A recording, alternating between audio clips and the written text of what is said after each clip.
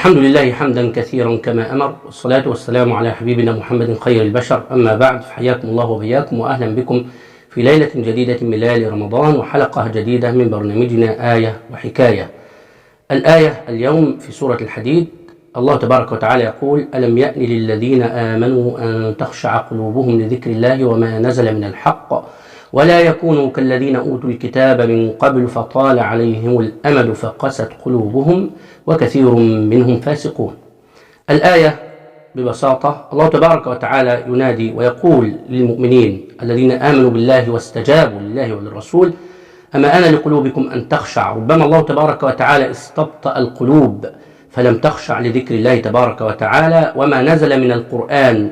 ولا يكونوا كالذين أوتوا الكتاب، الله تبارك وتعالى فيها نهي عن التشبه بغير المسلمين الذين انغمسوا في الذنوب والخروج عن طاعة الله تبارك وتعالى لفترات طويلة فاكتسبت قلوبهم وتشربت والعياذ بالله بالقسوة وغلظة الطباع، فنسأل الله تبارك وتعالى ألا يجعلنا مثلهم.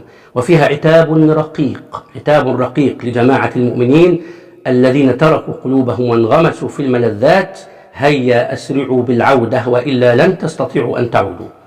فإذا كانت القلوب قد قست والعيون قد جمدت، هيا نعود إلى الله تبارك وتعالى. الحديث اليوم مع القلب وتوبة القلب، والبداية من القلب كما قلنا في الحلقة السابقة.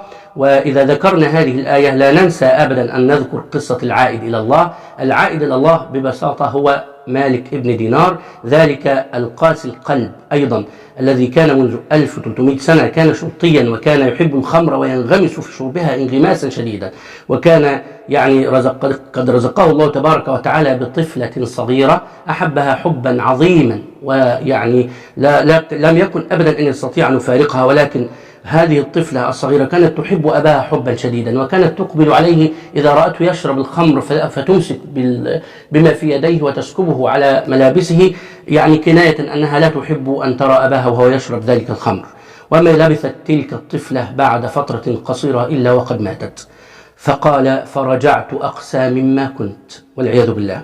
وتلك كانت ليلة نصف من شعبان، فثملت وشربت كثيرا ونمت فلم أصلي العشاء، فرأيت في منامي وكأن القيامة قد قامت، وإذا أنا بتنين عظيم قد فغر فاه خلفي يريد أن يأكلني، فهربت منه مسرعا حتى أقبلت على شيخ هرم شكله جميل ورائحته طيبة. قلت له: انقذني يا شيخي من هذا التنين الثعبان العظيم. فقال: أنت ترى حالي، لا أستطيع أن أنقذ نفسي، تقدم إلى الأمام لربما تجد لك منقذا. فإذا حينما تقدمت إلى الأمام رأيت النار والعياذ بالله، وكأنني سأقع فيها، فإذا بصوت ينادي من قلب النار: أن عد لست من أهلها. فعدت مسرعا إلى الشيخ مرة أخرى: انقذني. فقال: لا أستطيع أن أقدم لك شيئا، بل تقدم إلى الجهة الأخرى فهناك جبل فيه ودائع المسلمين، أطفال المسلمين الذين ماتوا، لربما تجد لك من ينقذك.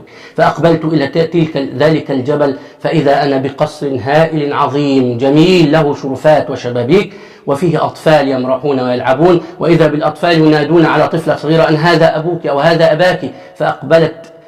وأقبلت معهم الطفلة، وإذا هي بنتي التي ماتت. أقبلت علي وأخرجت يديها من الشرفتين وأمسكت بيد منها اليمنى بيدي، والثانية دفعت الثعبان، وهي تمسك بيدي وتخبط عليها وتقول لي وهي تبكي في عيني وتقول: ألم يأن للذين آمنوا أن تخشع قلوبهم لذكر الله وما نزل من الحق ولا يكونوا الآية. فقلت من لحظتها: بل آن يا ابنتي، بل آن.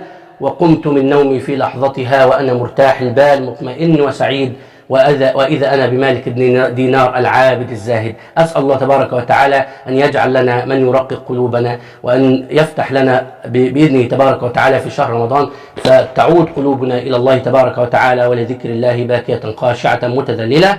جزاكم الله خيرا، والسلام عليكم ورحمة الله وبركاته.